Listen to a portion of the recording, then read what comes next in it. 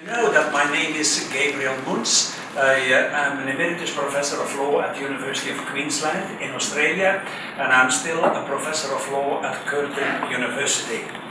Now, I have prepared a seminar which usually takes about 4 to 5 hours to go through comfortably. However, as you know, I only have 1 hour and a half, and therefore there are many slides and many topics which obviously I won't be discussing at all. That's fine. The idea is not to cover absolutely everything, but what is important is that I try to cover a few points which I consider to be relevant and important for a number of reasons. And in any event, my colleague, Professor Vikramasinghe, is going to do the second part of the presentation, and he will probably add to many of the comments that I'm going to make. Perhaps he might cover some of the same ground. If so, there is no problem, because he will obviously discuss it from a different perspective and angle. Now, by way of introduction, I would like to point out that in my view, there is an essential link between teaching and research. There are those who would argue that it is possible only to be involved in the research activities on the one hand, or to be involved in teaching activities on the other. Although this distinction between teaching and research is possibly correct from a logical point of view, it is not really a desirable state of affairs. Because clearly, as we are academics, we should be involved in teaching and research. This is because our teaching can be informed and inevitably will be informed by our research activities.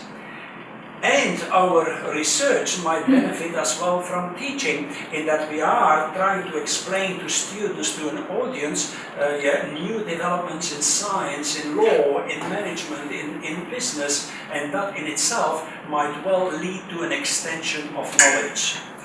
Indeed, in my keynote address yesterday, I pointed out that research is essentially the imaginative extension and impartation of knowledge.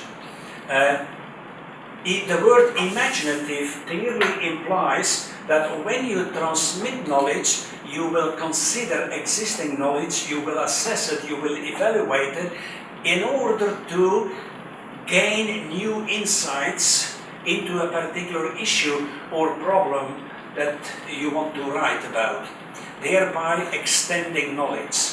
That is why I say research is the imaginative impartation, transmission and extension of knowledge. There is quite a bit of literature on that issue, but of course I have no time to even concisely deal with the literature. Nevertheless, my viewpoint is that research really involves the imaginative extension of knowledge. This has some important implications. If you merely regurgitate what already exists, that is, if your research is merely descriptive, then you are not involved in the research as I see it, because you are not involved in the extension of knowledge. So regurgitation, that is a description of an existing state of affairs, is not what I would call research at all. But more about that later if I have time. We are all researchers in the university, and as a consequence we have to apply for research grants. We discussed this earlier today in one of the sessions that we had. We have to apply for research grants. And I can tell you that most of the time your application will be rejected. We know that because that is what experience tells us. Only a very small number of research projects get grants. Now, what does that mean? Does it mean that we have wasted our time? Or have we not wasted our time?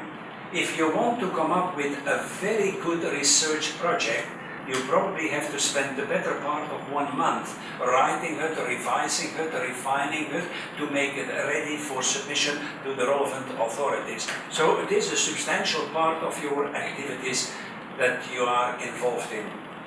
My view is that even if your research grant application is rejected, you might actually turn this into an advantage that will in fact help you to be a more proficient publisher and researcher.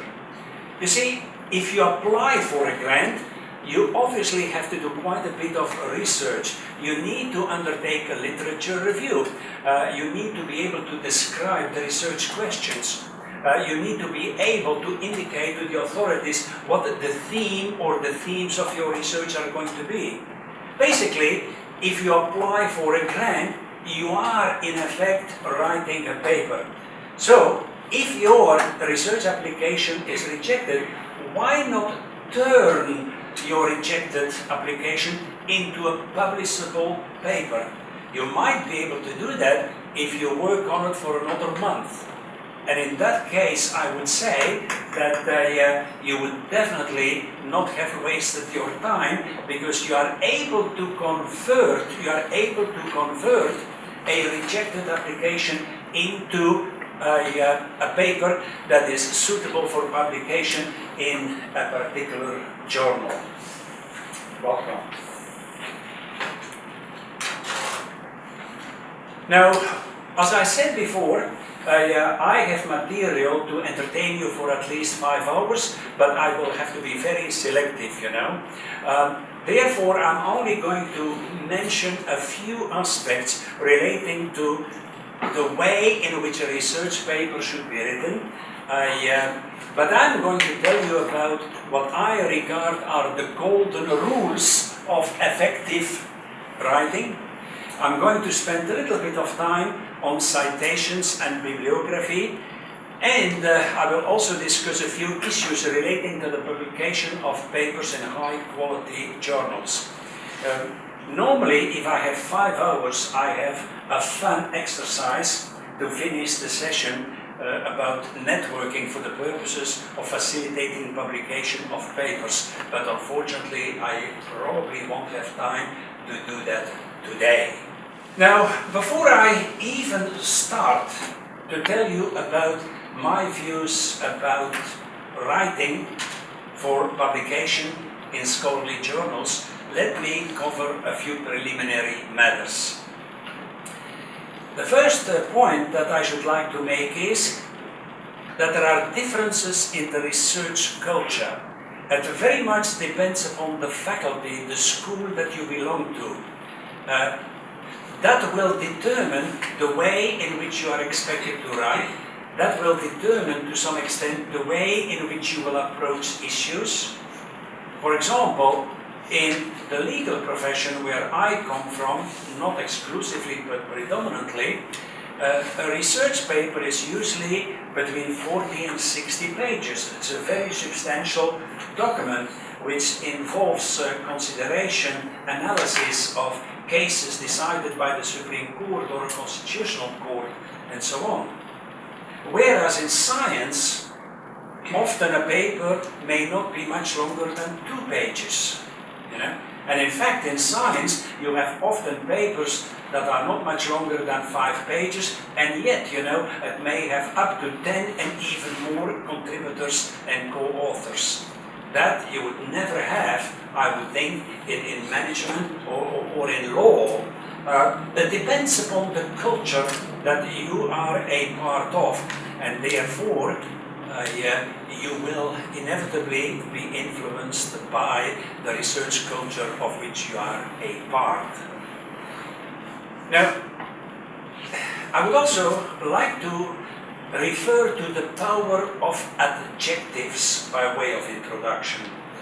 You know, I go to quite a number of conferences and I read many papers which are produced by students and even by some established researchers.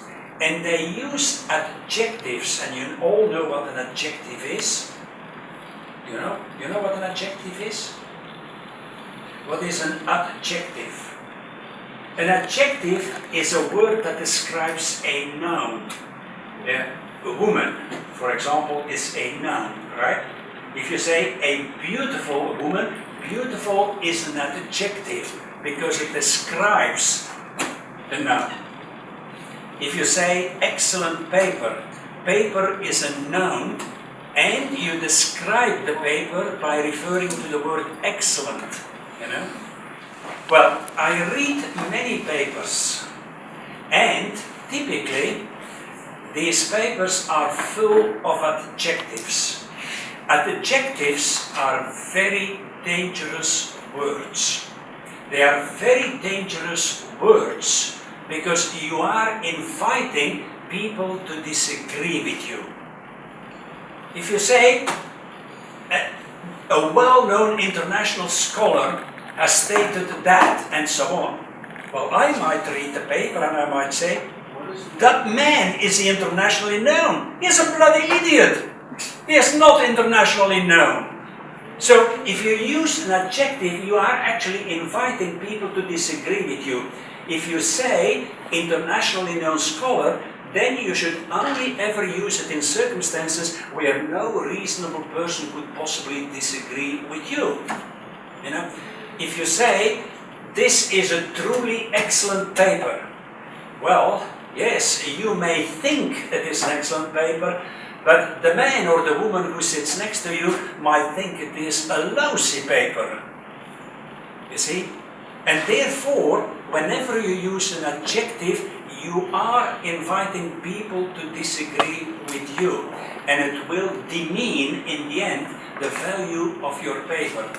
My advice is to use adjectives very, very sparingly indeed, and only ever to use them in a research paper in circumstances where everybody will agree that the description of the principle or the noun, whatever it may be, is indeed accurate and no reasonable person could possibly disagree with it. This is actually very good advice, you know, but it is advice which is typically rejected from time to time and obviously disregarded by many people, yet it is most important. As a preliminary matter, I would also like you to know that if you want to become an excellent researcher, you should be a builder and you should also be a destroyer. What exactly do I mean by that? Well, if you are writing a research paper, you are obviously a builder. You are a builder because you will struggle with sentences, with commas, with punctuations, with principles, with ideas which you want to transmit to other people. In effect, you are building something that other people, the recipient of your research, will understand, will enjoy, and will benefit from. So as a researcher, you are a builder. However, it does not necessarily follow therefrom that you are a competent researcher, because in my view, a competent researcher must also be able and willing to destroy his or her own work. And in order to explain this, let me tell you a story.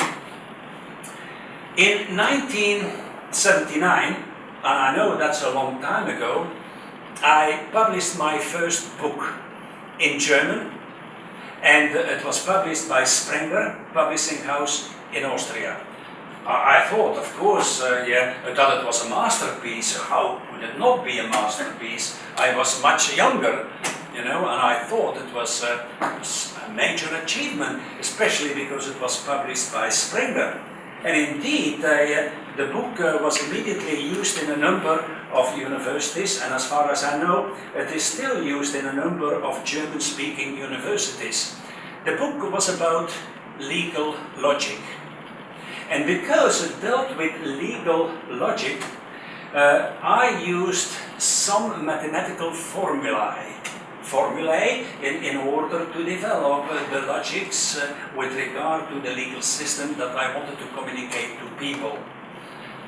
A few years ago, I found the book in my library, a few years ago, and I started to read my own book. And do you know what happened? I didn't understand anything that I read. I couldn't understand my own book anymore. It is as if I would have to start studying legal logic all over again, probably using my own book in order to be able to read my own book. I did not understand anything at all. Now, there are a few implications. Why is it that I could not understand my own book after so many years? There are possibly two explanations.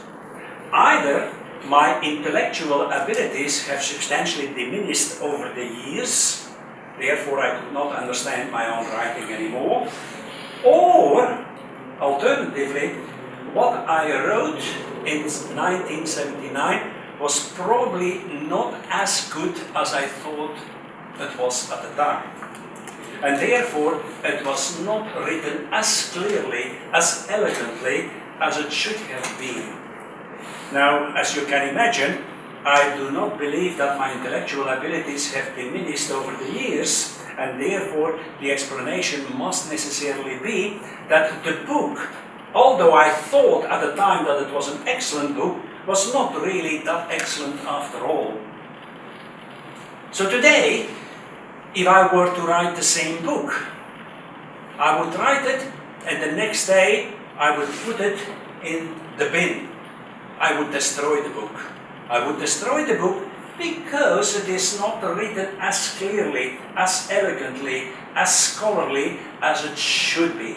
And therefore it is not that ideal contribution to science that I wanted the book to be. Very few of us would be willing to do that, is it not? Very few people here around the table, including myself, would be willing to destroy their own publication because they have come to the conclusion that the publication is not as good as it could be or not as good as it should be. So my point is, if you really want to excel, if you really want to make your work into that excellent contribution to science, whether it is management or law or hospitality, then you have to be willing to destroy drafts which at some time you may think are very good, even excellent, but cannot withstand the rigors of time. So that is why I say that if you want to become an excellent researcher, you have to be a builder, but you must also be willing to destroy your own work.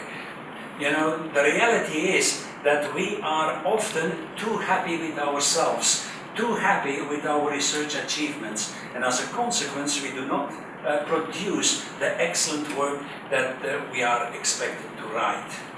Now, are you in agreement with this? Because I told you this is not going to be a monologue. I really am soliciting your view about the matter, and you may not necessarily agree with me.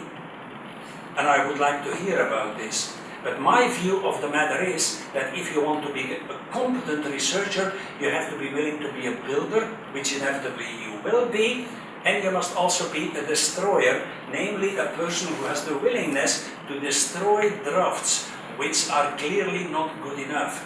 And how much do we read that is really not good enough for the purposes for which it is intended to be? How do you feel about it?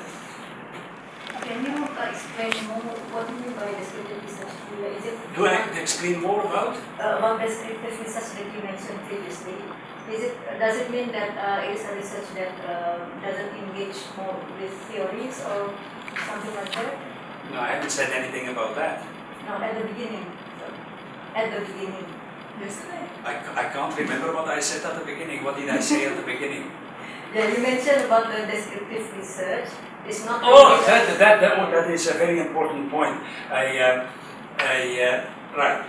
If you write a research paper, you either describe existing things or facts or ideas, or you analyze them. If a paper is merely descriptive and merely describes what already exists, then you are definitely not a researcher. you know, many people will disagree with that point of view, but on that one, I'm absolutely right. And I'm making this point because in some countries, you know, there is a tendency to merely regurgitate, namely to repeat what already exists, you know, what already has been written about in papers. Well, I don't want to read such a paper. If I want to read about it, I will read the existing literature which already exists out there. If you want to be a researcher, you have to be able and willing to extend knowledge, that is to obtain new insights into a particular issue or problem. And you will only be able to do that if you write analytically. That means you think about an existing issue or problem, you ascertain what has already been written about a particular issue, and you analyze it in the light of new evidence, in the light of existing evidence. You think about the implications of the implementation of a particular principle, as the case may be. You analyze it, you ask the question, what does it all mean? What does it all mean for society, for mankind? You analyze and you assess, and then you recommend if that is the case. But my point is, if you merely limit yourself to a description of an existing reality, you are not, in my book, a researcher. You must be able to extend knowledge, and you will only be able to do that if you adopt an analytical mind. And mind you, this is very, very difficult, because if you want to be an analytical thinker, you have to be able and willing to think. And there are so many people who are not willing to think. That is a very arduous occupation, to think. Now, very often, too often, we read papers which merely are a regurgitation of what already exists.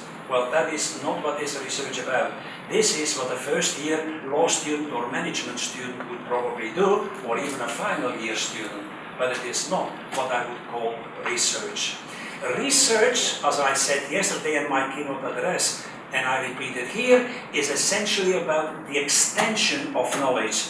And you can only do that if you reflect upon existing knowledge and you seek to develop new insights into the relevant issue or problem that you would like to write about. Now, if there is one thing or the other that you don't understand, please scream, let me know, because it is my task to try to transmit my ideas as competently, as clearly, as concisely, as simply as I possibly can. And that is why I'm inviting you to ask questions of me and to make comments, because I would like this session to be exceedingly helpful for you and for all of us. But the last point that I have made is that a researcher must be a builder and a destroyer. Now, that is controversial, but I believe that is the correct way to deal with this particular issue.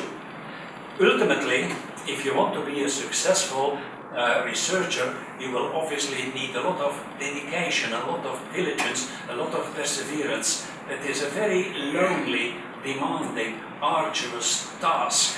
It is an intensive activity, intensely personal, even if you collaborate with other people. So we are involved in a difficult occupation, and we clearly need the support that each one of us is able to give. Now, a research activity might add a new perspective to a field of research, for example. Or you might want to test a particular phenomenon. You want to determine whether it is accurate or whether it is correct. You might want to look at something that has been overlooked or neglected in a theoretical doctrinal debate. You might want to discuss the ethics surrounding a phenomenon or an incident or a state of facts. You may want to assess policy changes in a relevant field of study. You might want to explain how historical events impacted upon society. You might want to discuss theoretical and intellectual ideas and their relevance for society and for mankind. And of course, a research paper could also be designed for the specific purpose of challenging an existing theory. As you can see on this slide, I'm asking you the question whether a research paper should be descriptive or analytical. I'm not going to repeat the argument here. The answer is that clearly it must be analytical, because a researcher is a person who extends knowledge. The researcher obviously must be clear about what he or she wants to argue for or against. And in this context, at least in the English language, there are some magical words that you might be able to use from time to time in order to enhance perhaps the quality of your argumentation. These words are although, nevertheless, and because. That is to keep it simple. You might say this: although many scholars have argued that the world is flat, nevertheless, I will argue that the world is round. Because 1, 2, 3, 4, and 5. That is a good way of doing it. Although, nevertheless, and because. They are these magical words which enable you to write slightly better than otherwise would be the case. Now, before you even start writing, there are certain things that you should do and that you should not do. What you should do before you even start your research project is to write down what you already know about the particular issue that you propose to write about. You would be surprised how much you already know about a topic that you're going to do research on. You might think that you know nothing, but that is not true. You are not starting from the lowest base. You already know certain things because of experience, because they may have been communicated to you, because you are willing yourself to think about it. You should, in my opinion, write down what you already know about the topic without undertaking any form of research whatsoever. And you will be surprised how much you already know. What you write down may be inaccurate, it may be misleading, it may be incorrect, it may be wrong. It doesn't matter, but you have something to work with and to work from, and that inevitably will help you in a substantial way to enhance the arguments which later you are going to develop. Second, when you do research, do not reinvent the wheel. Do not reinvent the wheel. That means that you should not, under any circumstances, repeat the work that has been done by others. The wheel has already been invented. You don't have to reinvent the wheel yourself. Because if you are going to reinvent the wheel, you are obviously going to waste quite a bit of your valuable time. Yeah? You should not waste your time. Do not reinvent the wheel. Use whatever information is already there.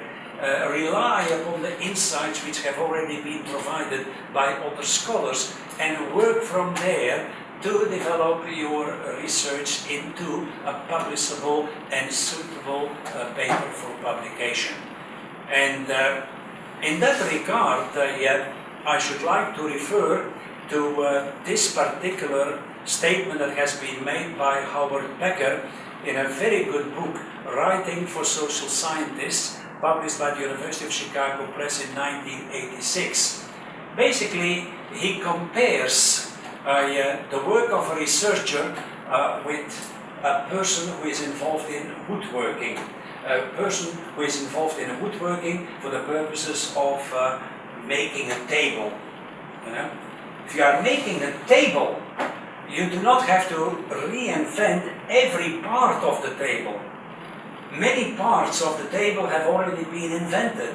and therefore you should be using them for the purposes of building your new table.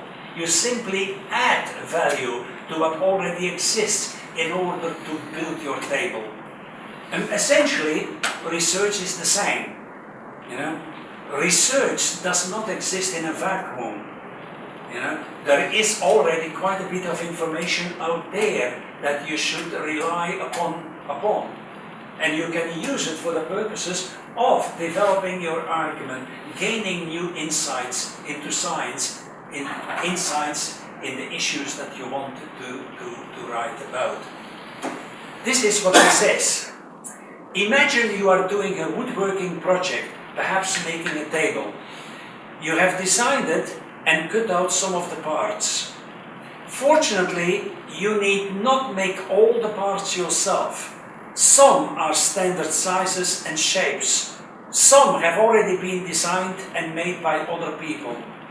All you have to do is fit them into the places you left for them, knowing that they were available.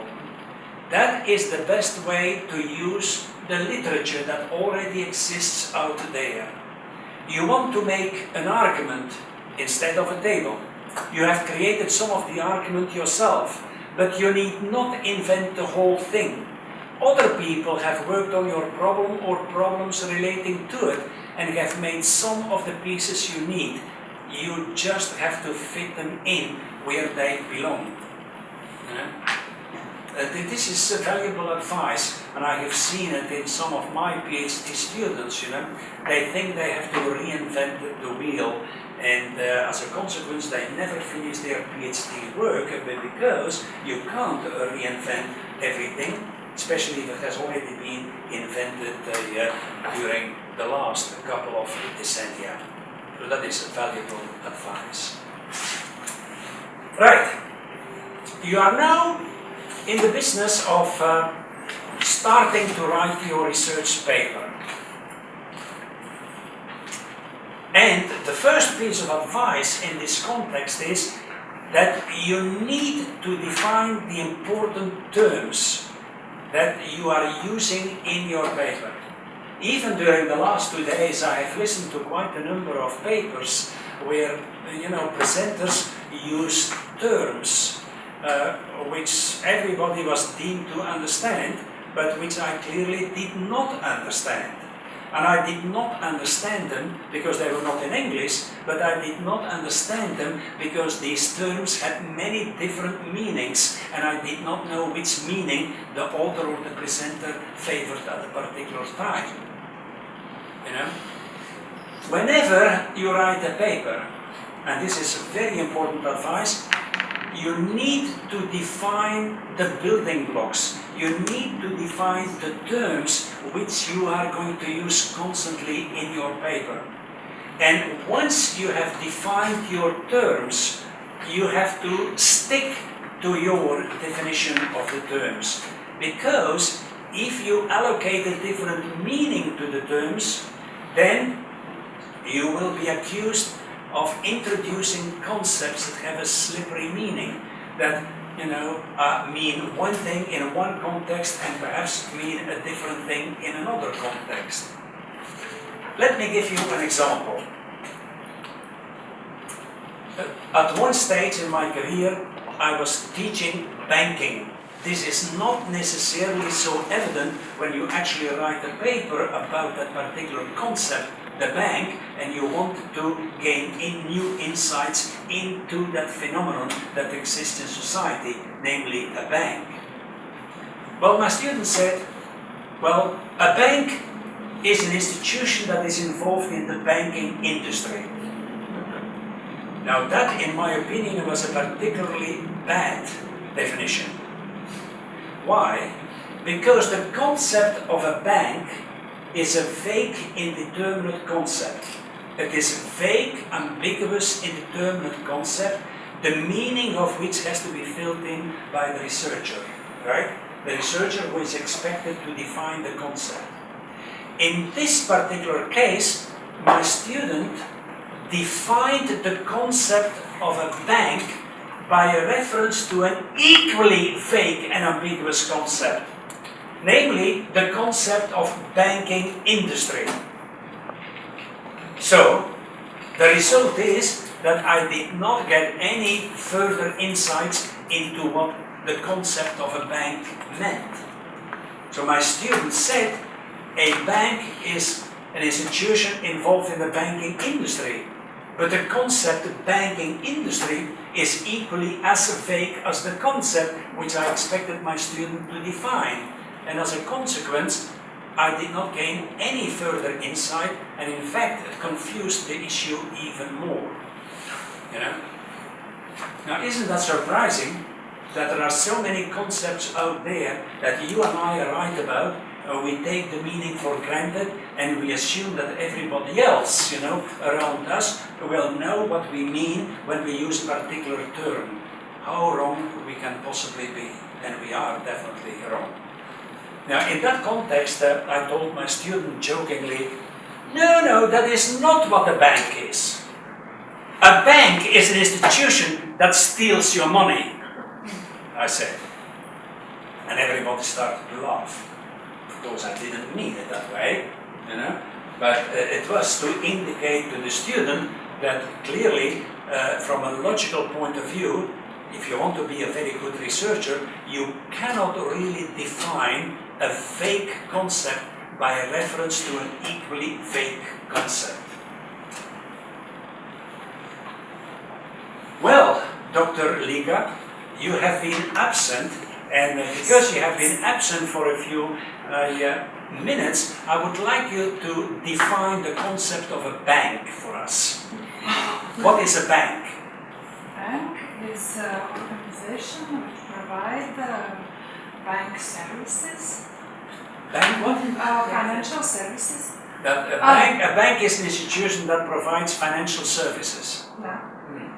And then, of course, you have the problem, what is a financial service? You are, in effect, defining a vague concept, the concept of a bank, by a reference to an equally vague concept, namely the concept of a financial service. This is unsatisfactory. This is unsatisfactory because if you want to be a good researcher, and I know you are, you really cannot define a vague, ambiguous concept by reference to an equally vague concept. And it happens all the time. Just read the research papers that you write, that I write, that your students write, and it is full of these ambiguous concepts, you know. And that is why I tell my audience always to think about every word they write, every concept they write. And often too, a concept is introduced, and yet, you know, the concept has many different meanings, and sometimes an author uses this meaning, and the next page the concept is defined by a reference to a different meaning. It makes reading of a research paper very, very difficult indeed, and you are on the slippery slope. In that case, the slippery slope to destruction. You will never be the excellent researcher you want to be. Essentially, we have to look at every word and every concept, and that is a demanding task. That is why I told you earlier that if you want to be that excellent researcher, you really need to be able to destroy your work. Destroy your work. And not many of us are willing or even capable of doing that, because we have a tendency to like the work that obviously we do. Right? So that is an important point that I wanted to make. Obviously, I told the audience, Dr. Pirsada, that I'm not going to deal with every slide, because otherwise we will still be here at 12 o'clock midnight, and you know, it would impair your sanity.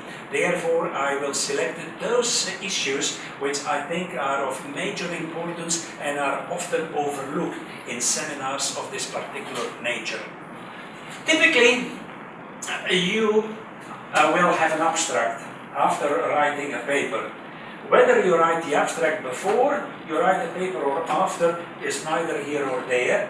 I would think that you would write the abstract after you have written your research paper, after you are reasonably happy with the outcome.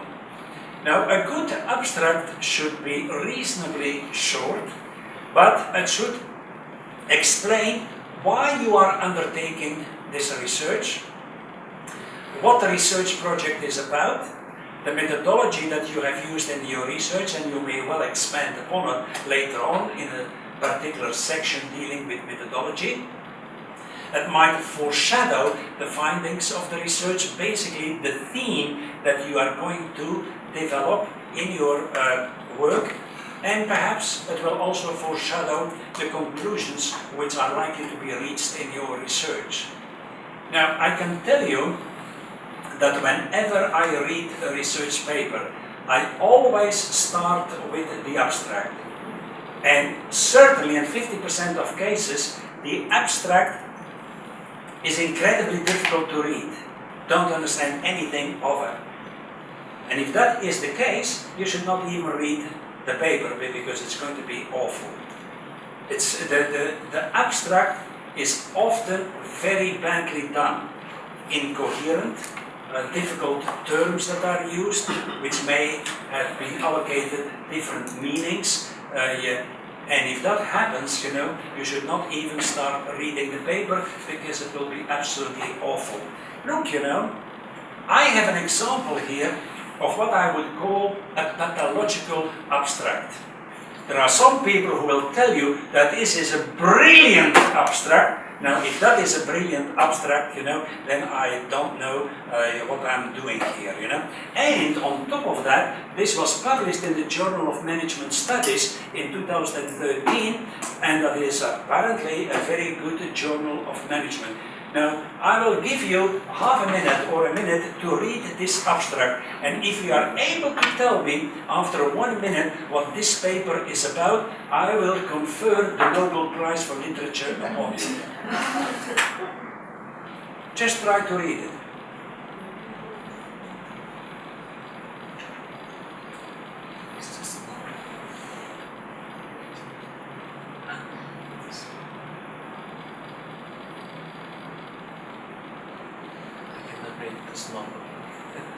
Do you understand it? I cannot read too small for me. That's okay. It could as well have been written in Latin. Because no reasonable person would possibly say that he or she understands this rubbish. How it ever got published in the Journal of Management, I have no clue. Because an abstract is to inform the reader as to what to expect, as to what is contained in the paper. This abstract is so bad because you cannot possibly know what is in the paper, and it uses concepts and terms which no reasonable person could possibly understand without extensive explanation. It is gibberish. Is there anyone here who claims that he or she knows what this paper is about? Or are we all in agreement that this is clearly an example of a pathological abstract? Well, I can tell you that in 50% of cases, the abstracts that are written by even knowledgeable researchers are pretty bad. Pretty bad. I'm making this point because we all try to achieve the highest possible research standards of scholarship and objectivity. And if we are not critical of our own efforts, including our efforts to write an abstract, we are clearly not going to go very far at all. Now later on, I'm going to give you even a better example of sentences which I found in literature which are absolutely meaningless and useless, and yet people dare to incorporate that into their research. That's coming up later on as well. Now, when you write a research paper, you obviously need an introduction. The introduction has to be very good. Well, the rest of the paper should also be very good. But the introduction in particular must be very good, because if it does not capture the interest of the reader in the first 2 pages, then the reader obviously is not going to go on and read the paper at all. It's like teaching, we are all teachers as well, The most important 5 minutes for the teacher in a classroom are the first 5 minutes. And if you don't manage to do that, you will work the whole semester, to try to capture the interest of your students, and sometimes you may not succeed. Well, the same here. If the first 2 pages are not really captivating, are not really written in such a way that makes you want to read more, your work is not going to be read. It's not going to be read. Of course, we all know that a lot what has been written is not worth reading, and that is precisely the reason. Because it is not captivating enough. It does not encourage people to actually read on. So you must capture the interest of the reader. It's easy for me to say, but very difficult to implement. And of course, if we would have more time, I would be able to give you examples of how you could possibly do that. In the introduction, you should state the research question clearly, perhaps preview the arguments and the conclusions, provide a roadmap, and add value and explain how the research advances knowledge. All of that should be in the introduction. But before you have an introduction, you obviously have a title, isn't it? The title of the research paper. Now, I must say that many of the research papers that I read have very long titles, subtitles are part of it. And if you have a research paper with an excessively long title, the chances are that a reader may not read your paper because it will not capture the interest of the reader. Now, even in this conference, I have seen a number of papers with long, meaningless titles, which really don't give you an incentive to either listen to the paper, which inevitably I still do, but it doesn't encourage you to do that. The title of the paper is incredibly important. It must capture the attention of the people. And on many occasions, perhaps in more than 50% of cases, it is just the opposite. When I wrote my PhD, just to give you an example, a long time now, my PhD was about the concept of equality in constitutional law, as decided by the American Supreme Court and other courts throughout the world. You could have a very long title, the concept of equality as decided by the American Supreme Court and the European Court of Justice, blah, blah, blah. If you have such a title, who would want to read my paper? Would you be willing to read my paper? Probably not, unless you get paid for it.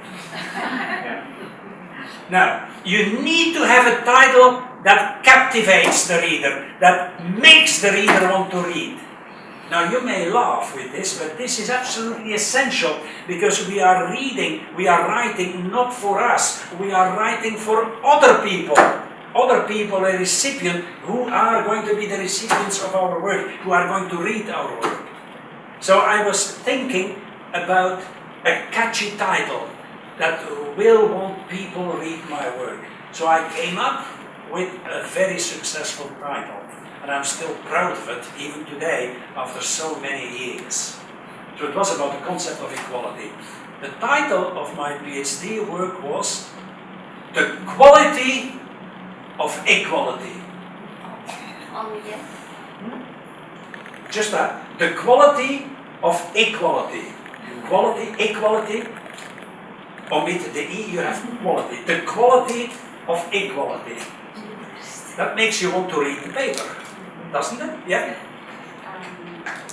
Your title, very short, very Catchy? catchy, yes, attractive, but I think it's in the low field. Some publishers in management require us to put as complete as possible, and they even put do not try to look smart, in your title.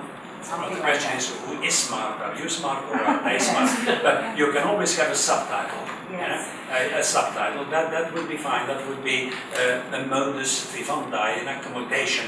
Of course, what I'm telling you today is not the gospel of the Lord. You know, it is not going to be a guide that inevitably is mechanically and automatically valid for all time and valid in all circumstances. It is merely experience. It's merely based on my experience, merely based on my experience as a researcher going back more than 40 years ago. Yes, So it's not the gospel of the Lord. Yes, I agree with you because I come from an Indonesian institution for my bachelor and a master, and then I went to Australian. Then the professor destroyed my paradigm of writing. He said write it until my grandma understands what you do. Well, I'm coming to that later on as well. This has to do with the concept of simplicity. I will come to that. That is one of my golden rules of writing, which is also a rule which is often and constantly and repeatedly violated by most people, but I'll come to that in a moment. Again, when I say that you need a catchy title, I do not mean that is an absolute piece of advice. It's merely guidance, it's merely advice, you know. Obviously it will depend upon the circumstances whether it is a good idea or a bad idea. However, in the majority of cases and based upon my experience, if you want a person to read your work, you need a catchy title. Another example, I was telling you earlier that at one point in my career I was involved in the teaching of banking law and banking practices. So I wrote a paper about some of the abuses which have been committed by banks lately, and there are many examples of that. So I was thinking about a catchy title, because who would want to read a boring paper about technical details as to the extent to which banks have violated law and policy? Who would want to read that? So I came up with a catchy title. I'll tell you what it is. The title was, Can You Bank on a Bank? Now, that's a good title. You want to read that paper? At least I will read 3 or 4 pages of my paper, which is more than the expected 1 or 2 pages, which is normally the norm. You know? So you need a catchy title, very, very important. If you don't do that, I think you are going to do yourself a major disservice. You know? So that is one of the points that I wanted to make as well. And I will be coming back to my golden rules of advocacy. Because they are obviously very important. Just 1 or 2 words about the literature review. I have read literature reviews which are very, very extensive, tens of pages, very scholarly, or it appeared to be very scholarly. But most of the literature that was actually revealed was not related to the topic that the researcher wanted to use. The literature review is for the purposes of demonstrating that you know the literature which pertains to the issue or topic that you are going to discuss in your paper. So the literature review should not prove that the researcher has read a lot of material. Instead, the literature review is for the purposes of situating your research within the relevant literature. You know? It will demonstrate the researcher's knowledge and understanding of the current state of theory. I think we all know that. And therefore, the literature review should be focused on issues directly relevant to the study research. Now, I have seen that some of you have taken a photo of some of the slides. Is it not possible, Dr. Quesada, to make my slides automatically available to all those people who have actually registered for this seminar?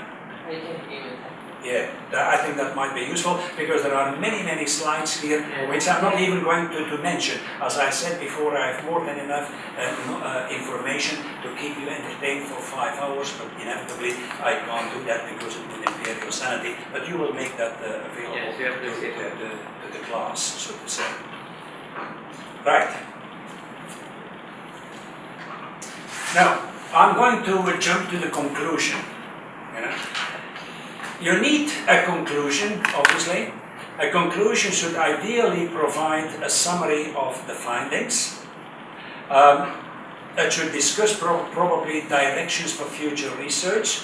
It should explain how the research advances the scholarship and normative goals. But in a conclusion, you should never ever, and that I think is almost an absolute rule, you should never ever present new ideas or new arguments in the conclusion. Too often I read conclusions which contain information which itself has not been discussed in the body of the paper. You know, if it is important enough to be in the paper, it should be in the body of the paper, it should not be in the conclusion, right? So the conclusion should not contain any new material which somehow is not discussed in the body of the paper. You know? So do not present new ideas in the conclusion. That is important. Right. Let me say a few words about writing, citations, and bibliography. Obviously, I have earlier pointed out that it is important to be able to write as clearly as possible, to be precise. Simplicity is very important because you must always realize that your paper is going to be read by others. And if it is not simple enough, people will not understand what you write. Often I read papers and the tenses are constantly mixed up. They start in the present tense, in the next sentence it's the past tense, the next tense it is the future tense, sometimes there is a conditional tense thrown in between. Conditional tense, mind you, what is it that I'm talking about? I have students in management, which I teach, and in law, they don't even know what the conditional tense is. And of course, I can't even tell them what the subjunctive tense is, because I would be completely lost. This is a point that I made yesterday in my keynote address as well. You know, we do not understand the rules of grammar anymore because we are too much influenced by mechanical devices of whatever nature they are. We need grammar, we need control over the language in order to be able to express ourselves clearly, concisely, and simply.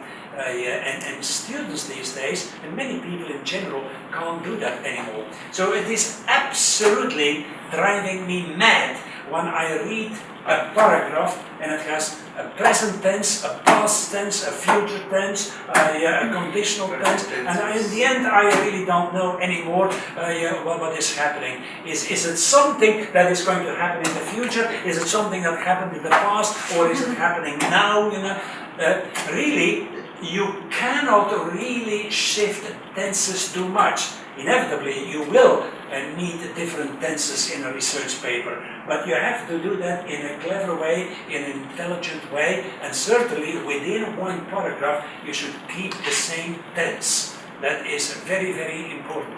You know immediately if a paper is going to be publishable, suitable for publication, if you have this confusion about the tenses. This is one of the things I look at. Simply by glancing at the document, I know this is crap, or this is probably suitable for publication, and let's have another look at it.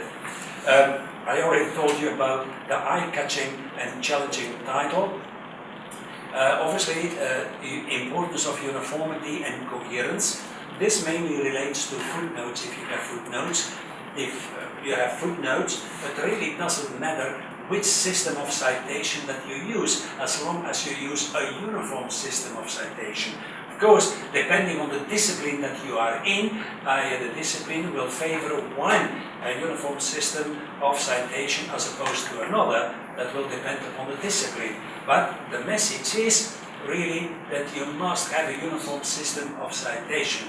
So if there is an expectation that you always refer to the name of the publisher, the city of publication, and the year in which a book or article was published, then you should do that consistently and coherently throughout the paper. You know, you can't have footnotes where one or the other piece of information is missing. You know, you must have uniformity and coherence. clearly, you should spell check and proofread your paper. Do we still employ footnote and I'm going to talk about that in a moment. You know, when a member of the audience asks me a question like this, it's never a very good idea for myself to say, look, just wait, you know, we are going to deal with that later on. You know, your question was? regardless of whether it's style, APA, MLA, Harvard, Yes. because of these conventional and unconventional reference style, is it do footnotes or endnotes still being applied? Well, there are many papers that have footnotes and there are many papers that have endnotes, and there are an increasing number of papers that have notes in brackets throughout the body of the text, you know, with a bibliography at the end where you find the full reference. Again, all three of them are suitable. It will depend upon the discipline that you are part of. It will depend upon the journal and the style that is favored or adopted by the journal. So when you write a paper, you should know whether there is an expectation to have footnotes or endnotes, or perhaps notes in brackets throughout the text with a bibliography at the end. You know, you need to know this, because if you don't know this, you will be wasting quite a bit of your valuable time. So you need to know up front which style of footnotes or endnotes or whatever you are going to use. But all three of them are acceptable. It will depend upon the journal, depend upon the discipline, and perhaps to some extent depend upon your personal preferences. But you must always have a uniform system of citation, even if you have condensed information within brackets throughout the text and a bibliography at the end. It must be uniform. I'm coming back to that issue later on as well in a different context. You know, even this morning I read a proposal for a book on the one belt, one road. Does any one of you know what one belt, one road is? The Chinese policy. That's right. The Chinese government has initiated a one belt, one road initiative, basically to promote international trade throughout the old Silk Road, which led from China to Europe and basically down to Indonesia and Thailand and so on. That would actually be a very good topic for a keynote address, because it is something that this part of the world is associated with very closely, and it is a brand new Chinese initiative. Anyway, I read a proposal which two scholars, they were from Thailand as a matter of fact, the publisher sent me the proposal, and the publisher wanted to have my views as to whether the proposal should be taken further and so on. So the proposal was a good one. I certainly said we need a book on this new initiative, because very few people seem to know anything about it. But the paper was full of mistakes. That drives me mad. Full of grammatical mistakes. That is, mistakes which could easily have been avoided by having a simple spell check. You know, isn't this amazing? We have that device, you know, which sometimes is not used in circumstances where it should be used. You know, it was full of mistakes. So obviously I told the publisher, look, you know, the proposal should be rewritten perhaps into proper English, and perhaps the grammatical errors should be avoided or eliminated altogether. I'm not talking about one or two or even three errors. Even the best of us make errors. But this was pathetic, you know, and it could easily have been remedied by a spell check. You know, as researchers, we all realize, obviously, that we are going to make mistakes from time to time, even when we make a presentation to a very knowledgeable audience. What can you do if you clearly make a mistake? when you are talking to an audience and everybody knows that you have made a mistake, how are you going to save face? Are you going to admit, I'm an idiot, I made a mistake? No, you're not going to say that. That means to ensure that everybody likes you because of the fact that you have made an error. What can you do? You can use this magical line, which was written way back in the 18th century by Alexander Pope. Alexander Pope. He said this, and he wrote this: to err is human, to forgive is divine. It's a very good line, because every reasonable person will say, oh yes, at one stage in my life I made also mistakes and people have forgiven me for that, and I went on to become the leading scholar in this particular discipline. So to err is human, and mistakes will be made. To err is human, but to forgive is divine. So we should keep that in mind as well. It might actually help us. Now, you have asked a question about whether we should have footnotes or endnotes, or whether we should have parenthetical citations in the paper. I'm not going to talk about this because I have given you my answer already. Now, the next point on my slide may be interesting and relevant. Direct quotations or paraphrasing. Let me see. Who is in favor of having quotations in there, long quotations sometimes, or shorter quotations in your research paper, or would you rather paraphrase?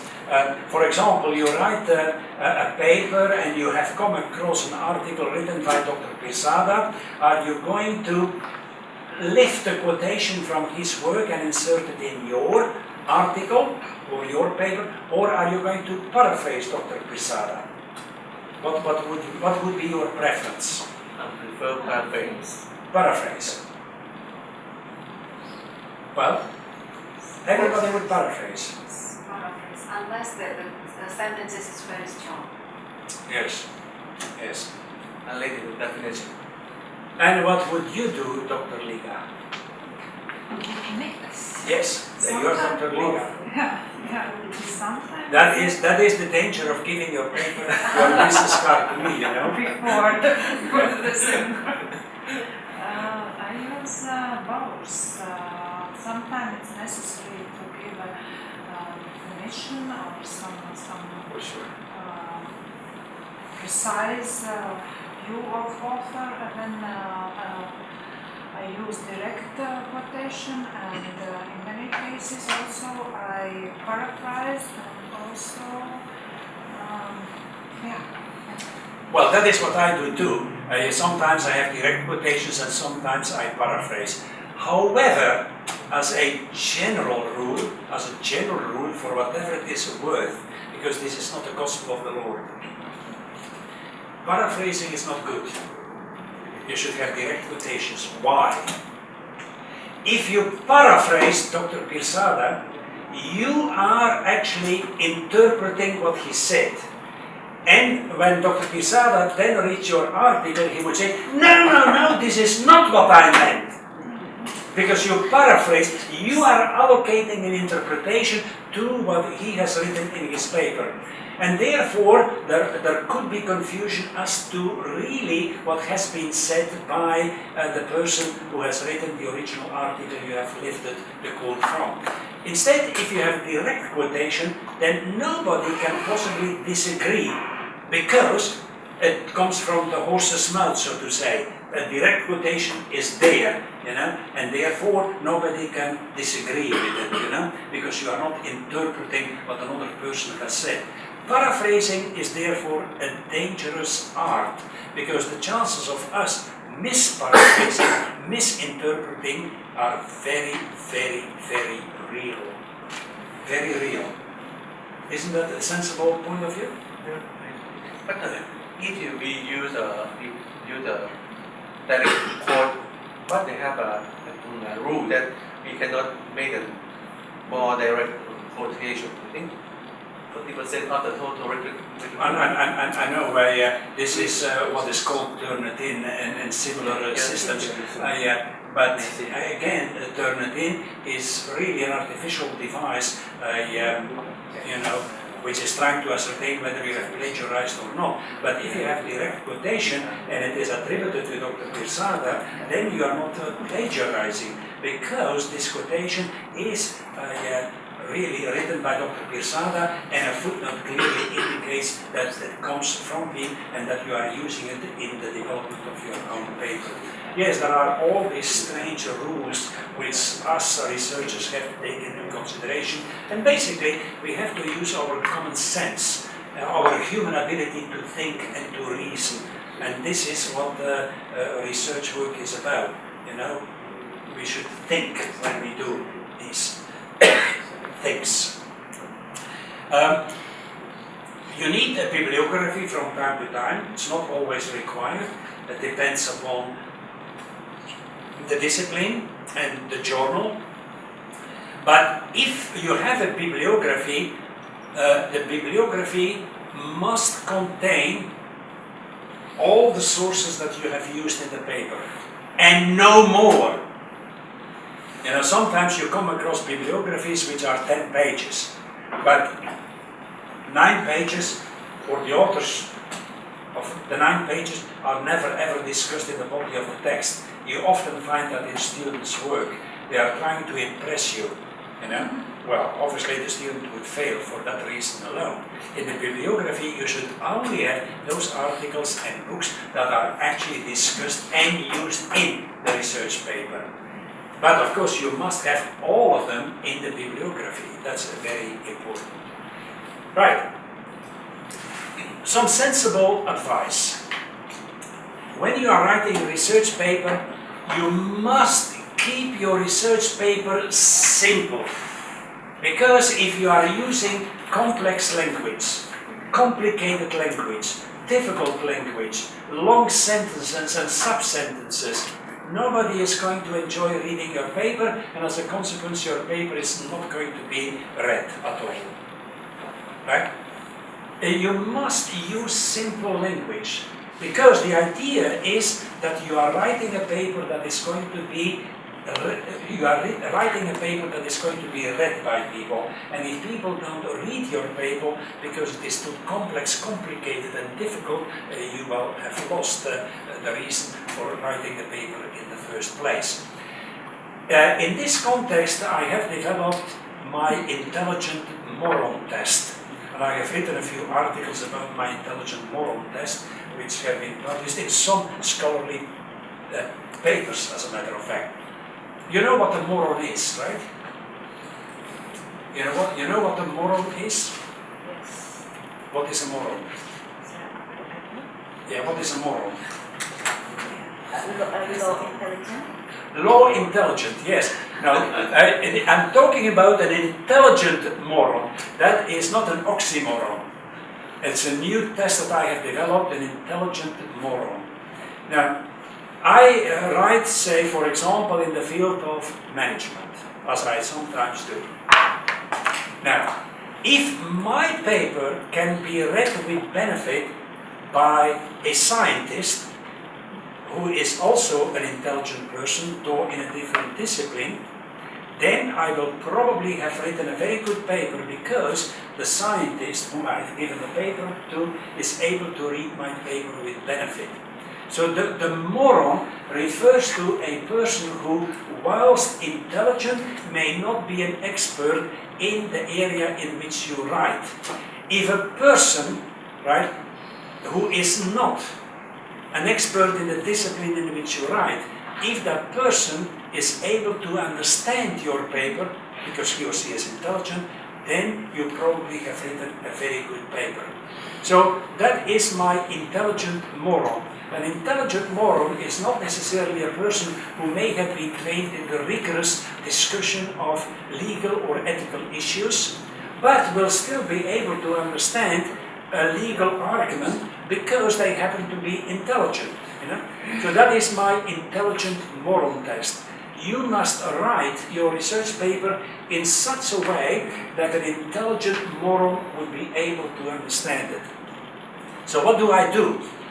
When I write a research paper, I usually give it to a colleague in a cognate discipline or in a different department. And I'm asking them, could you please read this? Tell me what this paper is about. Tell me whether and so to what extent you understand my argument and what I have written. If they come back to me and they say they completely understand my paper, they are able to converse with me about the contents of the paper, then the chances are that I have written a good paper, because it is a paper that an intelligent moron would be able to understand. You should not give your paper to somebody who is working in the same discipline as yourself, because they will gloss over concepts, which perhaps they understand but may not be understood by an intelligent moron. You should always give it to a person who is not himself or herself involved in the same discipline. That is my intelligent moron test. And as I said, I have written 2 scholarly papers, lengthy papers, about the concept of the intelligent moron. If you are interested, I can give you the references later on. That is the way you write.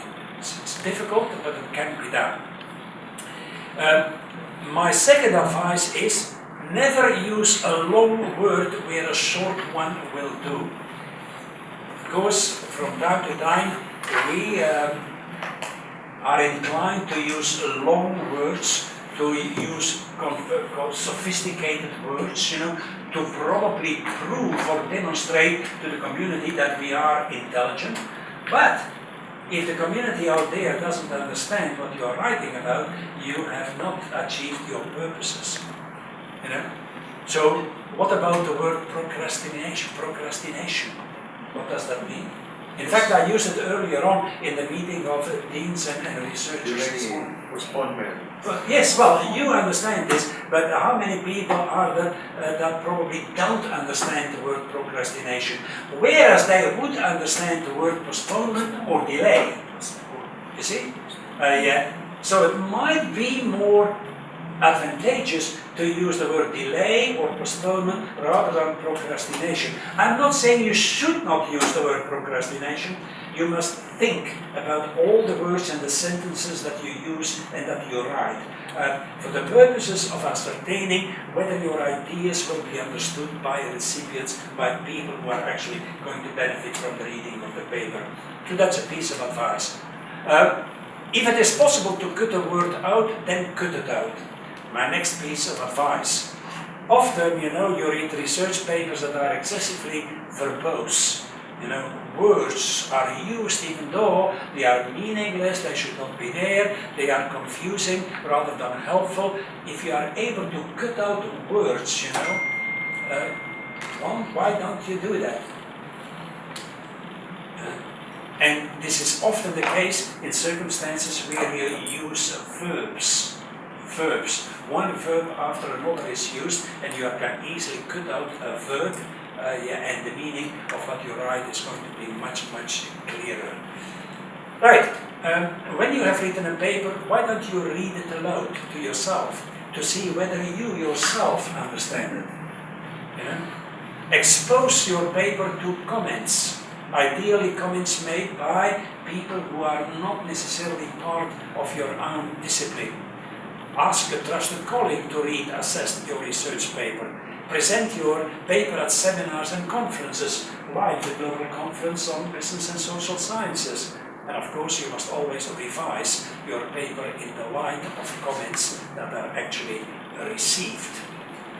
And never ever write meaningless sentences. And I have come across a few, even during the last 2 days. I came across this meaningless sentence, which is a beauty. Just read it. I'll give you half a minute. You're not going to tell me that you understand this, do you? Right. That is why we have to read aloud. How to submit an article for publication now in ISI or Scopus listed journal. Well, the bad news is that most of the articles are going to be rejected outright. Will it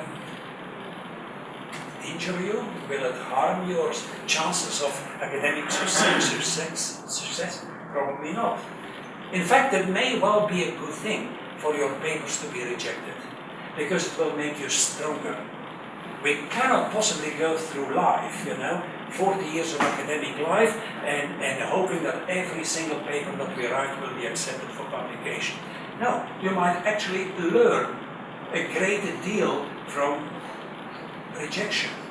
It will make you stronger, it will make you more clever, it will make you more determined, it will make you more intelligent. But many articles will be rejected outright. You should also be prepared for long delays. Referee comments can be upsetting, but they are usually constructive. Now you have to absorb, you have to reflect, you have to analyze the referee comments, and you should carefully respond to the comments and explain the researcher's position in the resubmitted article. Under no circumstances should you submit the article to another journal without having addressed the comments that have been made by one or more of the referees. The good news is that if you are determined, the sound paper will always be published. Eventually it will be published. That is what I can tell you. There is no doubt about it. But my message is, you should not start to commit suicide when a paper has been rejected, because many papers will be rejected. Many papers. And it will make you stronger, it will make you a better researcher. Well, we are not going to talk about this, even though I could really talk about it for a long time. I told you that I would like to say a few words about the golden rules of effective writing. It's amazing, I've almost been talking for 2 hours, and time is always getting away from me. But it really doesn't matter as long as I make a few important points, that sink in. But the golden rules of effective scholarly writing is something that I would like to bring to your attention.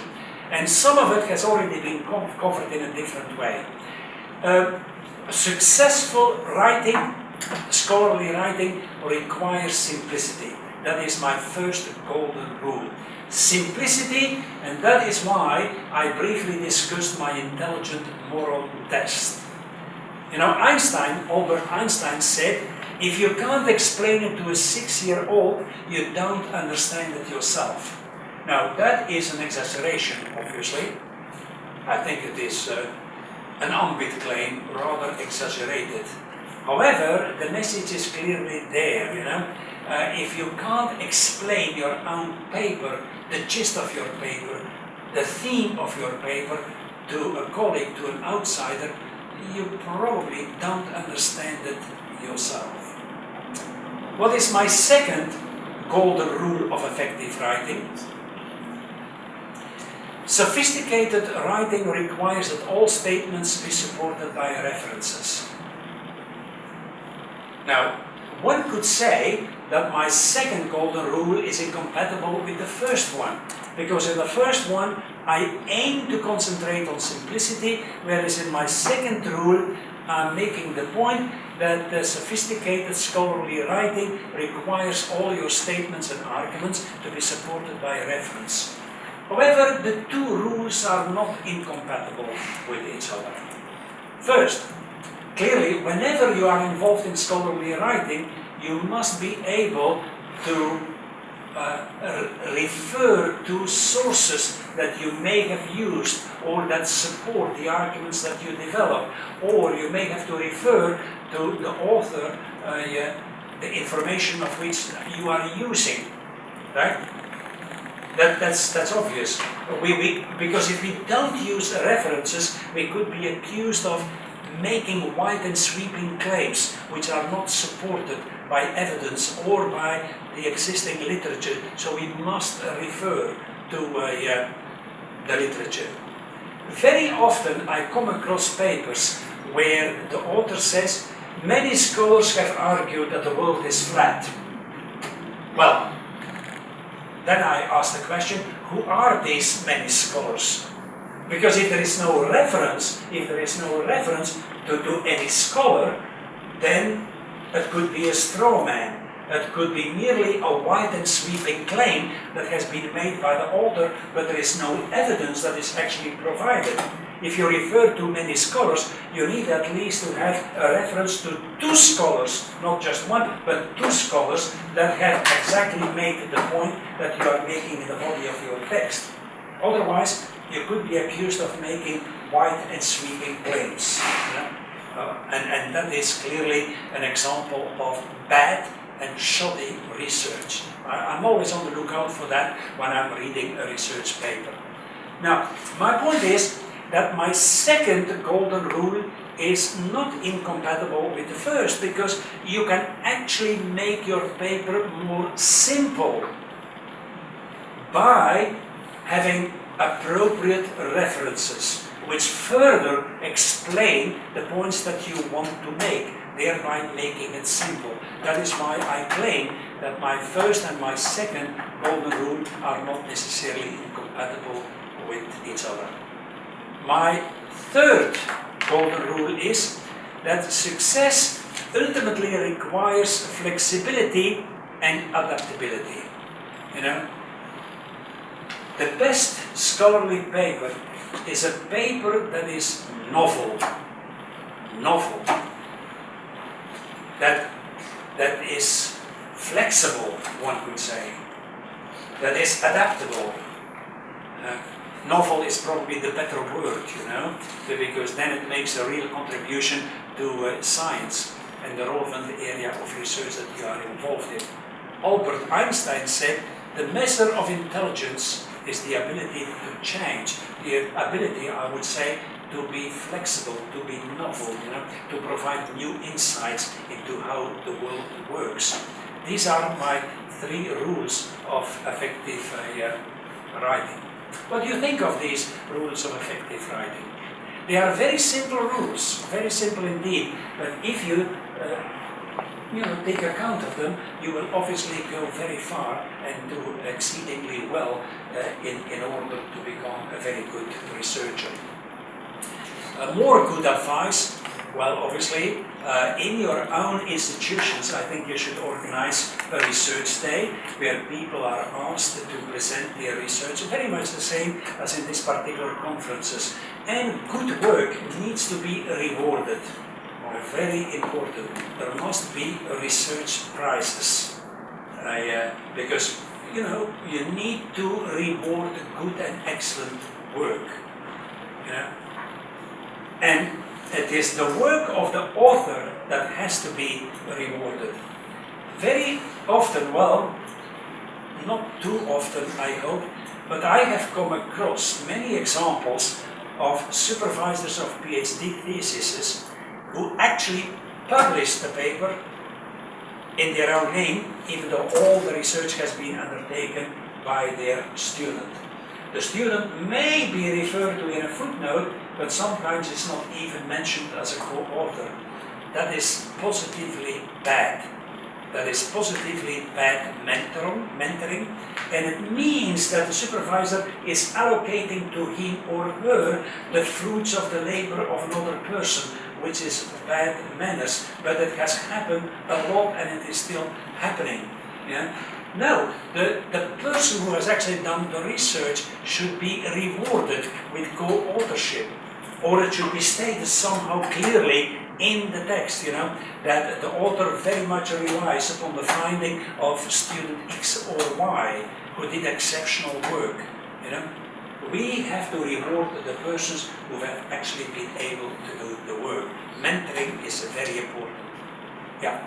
I would like to add that I think it's also very important in research to take time for presentation and also for discussion. Yeah. This is very important for presenter to get the feedback, to get new ideas, and also this is a way also how to make network. Because if a person is interested in this topic, she asks or he asks a question, and then they start the conversation, and maybe this is also a way how to make common research or maybe just get the feedback. Absolutely. Yeah. Absolutely. And I also indicated that I won't be able to talk about it because it is already 4 o'clock. It's amazing how time is getting away from us. The importance of networking. If you want to be successful as a researcher, we have to network, and that is obviously what we are doing right here, you know, in the conference. We need to develop contacts with like-minded people. We need to be supported by like-minded people. And usually, when I have 4 or 5 hours, I have some interesting exercises to explain to you how you could actually network for research, you know, networking to facilitate the publication of research work. But unfortunately, I won't be able to do that because essentially my time is up. But of course, during my seminar, I have tried to provide you with a little bit of advice, pieces of advice which I think might be useful in the development of your own research, you know. I know that my colleague, Dure Ramasinghe, will probably have a different approach and will hopefully and presumably will concentrate on different issues, and you will find that together our 2 seminars provide quite a bit of advice that you might actually benefit from when doing your own work. But I would like to emphasize again that what I have told you tonight or this afternoon is not the gospel of the Lord. It is based upon my experience, it is based on international best practice, and ultimately you are the people who will need to be implementing the ideas, some of which I have discussed this afternoon. Are there any questions? I'm a very beginner for the writing and research. So, what is your biggest challenge when you're writing research and you still have to write now? What is my advice? What is my advice when you start to write research? Think simple. Well, one piece of advice that I have given is that you should write down everything that you already know about a particular topic. You will be surprised how much you already know about a particular topic. As I said, it may be incorrect, it may be misleading, but it doesn't really matter. You will have something to work with and to work from, you know. Then you might have to consult the literature, or you might simply be involved in plain thinking, you know. You would be surprised how much you are able to achieve simply by thinking yourself about a particular topic. You would be surprised. There would be a lot that would come out. Ultimately, research is a very difficult task. It is an intensively lonely task. It is an individual task. Even if you do it in collaboration with other people, and it is not something that you do in order to entertain yourself. It is part of a career path which enables you to get a better life, and that is what we are all after, obviously. Yeah. Because I'm afraid when I write it all down, and it will create another confusion. Oh yes, but when you start to write, there will be lots of confusing ideas and concepts, you know, lots of it. Basically, you have to constantly revise and revise and revise your work, and you must be able and willing to actually relegate your work to the dustbin of history if it is simply not good enough, or if one of your colleagues, an intelligent colleague, tells you that it is crap. There is nothing wrong with writing crappy articles. You know, I have written something like 250 articles, and I can tell you that some of them are really crappy. This is something that I would not be proud of anymore if I were to write it today. But research is a journey. It is a journey. You started when you are 25 or very early in your 20s, and it is a journey that continues up to the day you die. You know, it is a journey. It is nothing else but the pursuit of excellence. What you regard as excellent at one stage in your life will be rather crappy and very bad at another stage. So research is a journey. That is actually a very good way of putting it. A journey to try to pursue excellence for its own sake. So don't worry if you write something that doesn't meet the usually high standards of scholarship and objectivity, because you are involved in a journey. Now I've given you the example of my book on logic. Well, in that case, ladies and gentlemen, I would like to thank you very much for your attendance this afternoon, and I hope that you have learned at least a little bit of what I was trying to communicate to you this afternoon, and I hope you have benefited from my presentation, and I'm sure you will benefit from the presentation of my colleague as well. So, thank you very much indeed.